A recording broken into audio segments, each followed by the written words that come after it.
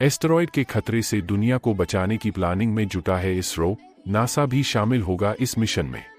क्या है ये मिशन, आइए थोड़ा बारीकी से जानते हैं इस मिशन को।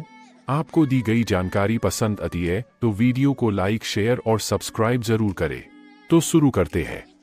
13 अप्रैल 2029 को एक एस्टेरॉयड धरती के बेहद पास से गुजरेगा। ये धरती से न टकरा जाए, इसे लेकर दुनिया भर के साइंटिस्ट इस मिशन में जुटे हैं।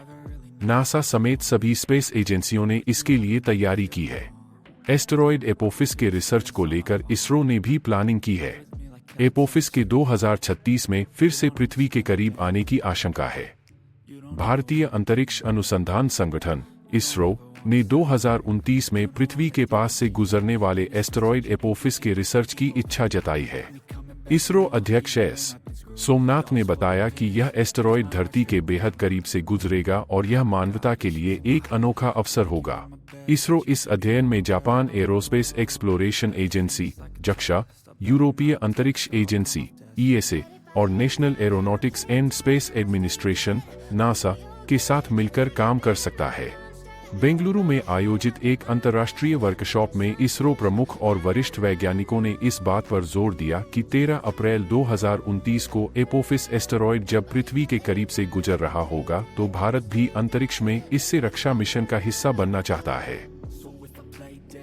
यह वर्कशॉप एस्टेरॉयड दिवस 2024 के उपलक्ष्य में आयोजित की गई थी।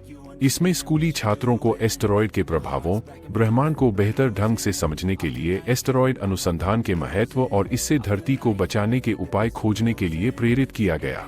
इसरो अध्यक्ष एस सोमनाथ ने एस्टेरॉयड दिवस कार्यक्रम में कहा कि जब एपोफिस साल 2029 में आएगा, ऐसे में हमें इस एस्टेरॉयड के बारे में रिसर्च में काफी मदद मिलेगी। यह क्षुद्र ग्रह कहीं धरती से न टकरा जाए। मानवता के लिए एस्टेरॉयड पर एक साथ काम करने का ये अनोखा अवसर है।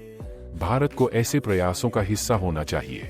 अभी यह तय नहीं है कि हमें किस तरह से शामिल किया जाएगा। 2029 में धरती के पास पहुंच रहा एपोफिस।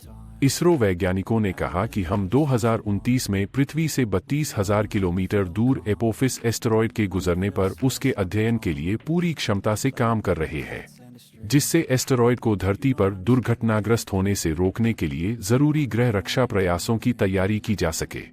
इसरो अध्यक्ष सोमनाथ ने आगे कहा कि इसमें जक्सा, ईएसए और नासा के संयुक्त एपोफिस एस्टेरॉयड मिशन पर एक इंस्ट्रूमेंट लगाना शामिल हो सकता है, या हम किसी तरह से सहायता प्रदान करके शामिल हो सकते हैं। हम कुछ और भी अलग कर सकते हैं।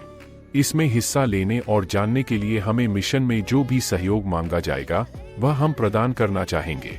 हम अपने ज्ञान का प्रसार करने के लिए उत्सुक हैं। इसरो अध्यक्ष ने 2022 में नासा के डार्ट मिशन का उल्लेख किया, जिसने अंतरिक्ष में एक एस्टेरॉयड के प्रक्षेपवक्र को बदलने में मदद की। सोमनाथ जी ने कहा कि एस्टेरॉयड के पास जाने और उन्हें समझने के लिए कई मिशन हैं। इन्हीं में से एक डार्ट मिशन है। उन्होंने कहा कि यह दिखाने का एक मिशन है कि एक एस्टेरॉयड के प्रक्षेपवक्र में थोड़ा सा बदलाव लाना और उसे अपने रास्ते से हटाना संभव है। अगर हम किसी एस्टेरॉयड के प्रक्षेपवक्र को बदल सकते हैं तो यह पृथ्वी को थोड़े से अंतर से चूक जाएगा। यह पृथ्वी को बचाने के लिए काफी होगा। एस्टेरॉयड के खतरे से दुनिया को बचाने की प्लानिंग में जुटा इसरो नासा संग मिशन में होगा शामिल।